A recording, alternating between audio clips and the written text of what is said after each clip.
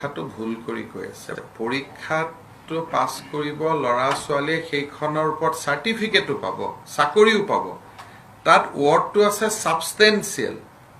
তাৰ মানে কি যে টেটত মেট্ৰিক আৰু হায়াৰ সেকেন্ডাৰী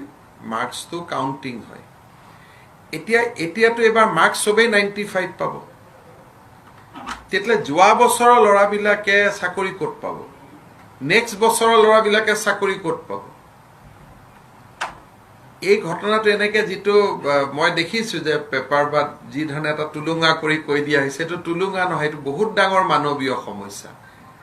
এই ল'ৰা ছোৱালী বিলাকে যেতিয়া 90 পাব 95 পাব স্কুলত মাৰ্কস দিব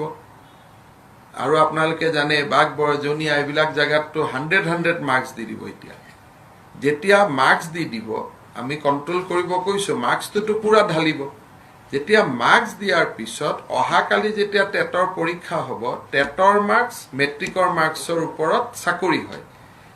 অহাকালি যিবিলাকে মেট্ৰিক পাছ কৰিব হিয়তিটো জীৱনত এই বেটছটোৰ লগত কম্পিট কৰিব নোৱাৰে বা অলৰেডি যিবিলাক ল'ৰা 40 বছৰ বয়সত আছে 39 বছৰ বয়সত আছে তেওঁলোকে বেটছটোৰ লগতটো মাৰ্কস কেতিয়াও পাব নোৱাৰে তাৰমানে অহা 10 বছৰলৈকে অসমত চাকৰি অকল এইটো বেটছেই পাই থাকিব টেটত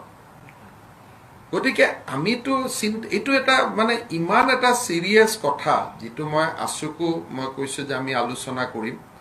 এইটো এটা সিৰিয়াস সামাজিক সমস্যা তাৰ উত্তৰ এটা উলিয়াব লাগিব